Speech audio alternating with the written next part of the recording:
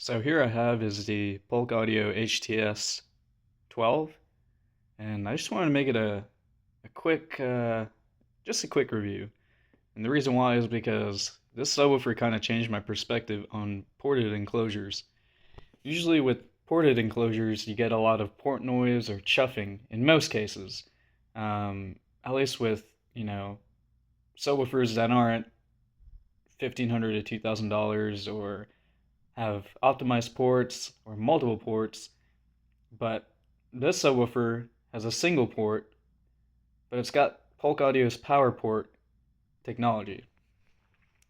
And what that power port technology is that there is a kind of like a cone shaped thing that inserts into the port or at the port exit.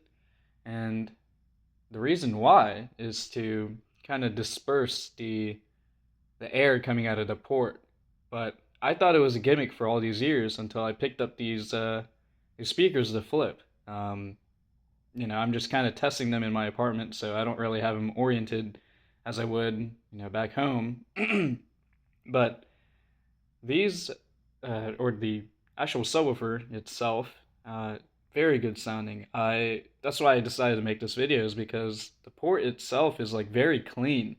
I haven't heard a ported enclosure this clean in my life.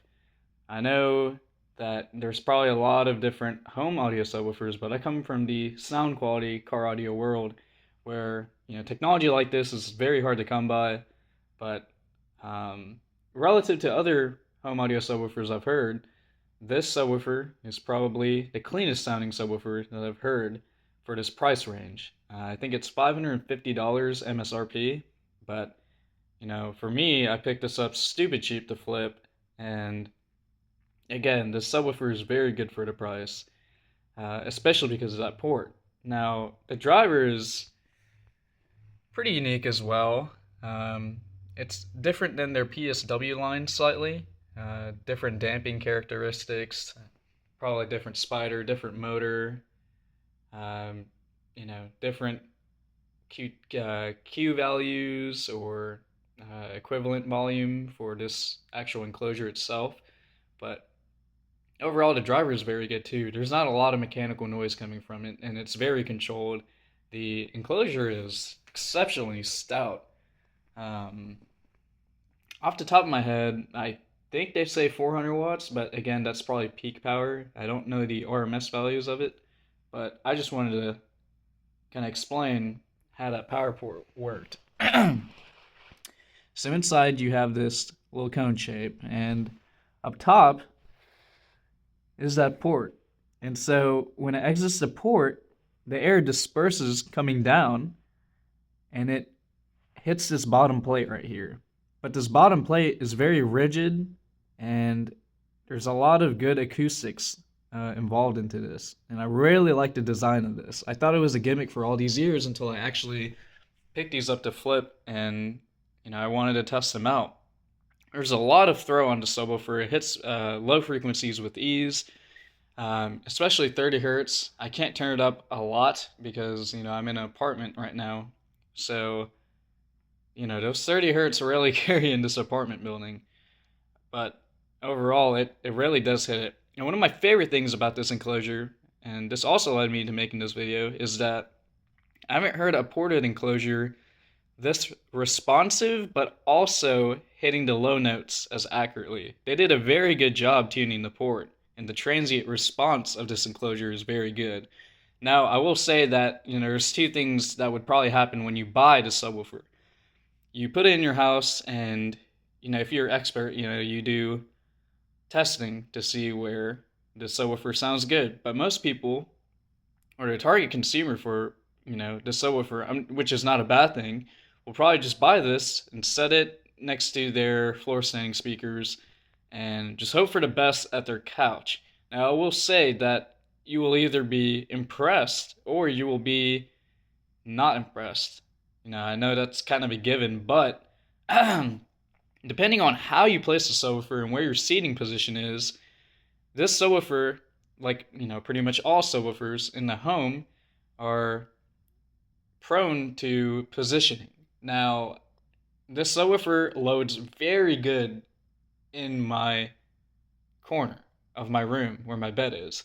And that's usually how it goes. But let's say you were in a home theater, you want to position this around to see where it's the loudest from your relative seating position, and then you can place a subwoofer there, and theoretically it should be a high output at your seating position. But just overall, this is a very well constructed subwoofer, and it's amazing for the price how good the transient response is. Now, I'm gonna play a 30 hertz test tone because if I play anything else, then this video gets copyrighted. So I'm gonna try to keep the volume at a moderate level, or I'll burp it just so I don't piss off my neighbors.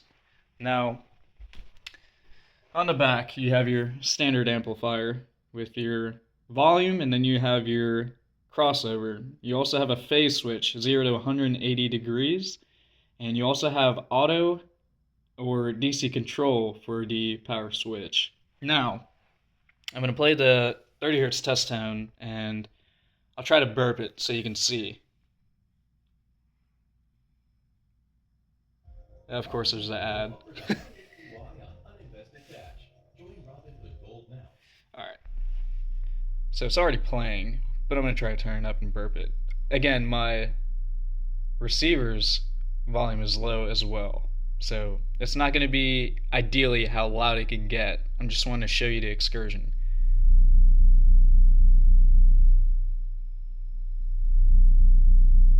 Now, that little rattling sound, what you hear is actually my walls.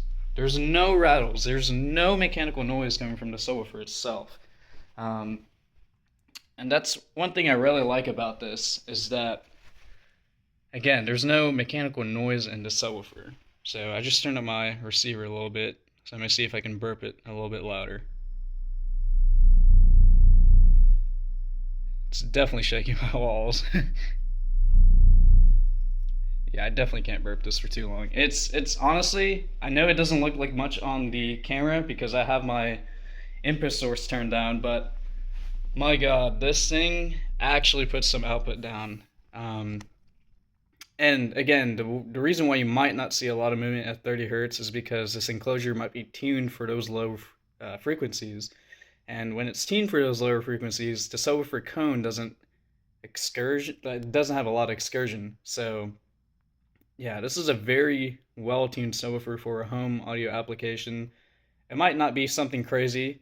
I know a competitor would be the RSL Speedwoofer, which I have not tested, but overall, the look and finish of this, the price point, the durability, the transient response is what really got me. I mean, when you're playing music and you have it perfectly in your seating position, it knocks like a dime. I mean, it really hits in sync with your mid-bass woofers in your floor sitting speakers or bookshelves.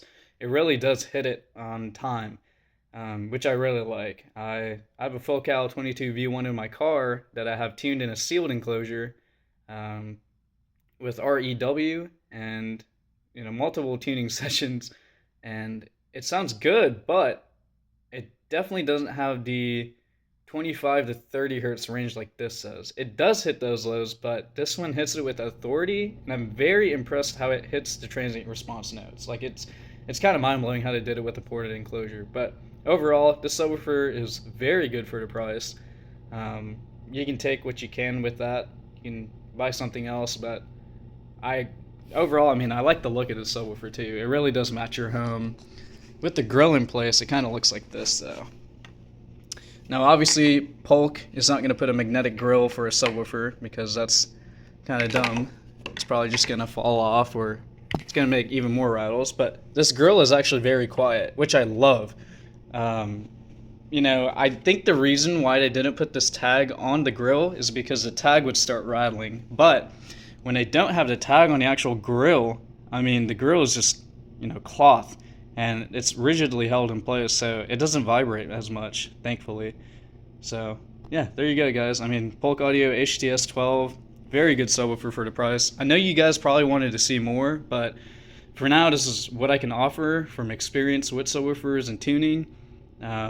Again, this is a very good subwoofer for the price.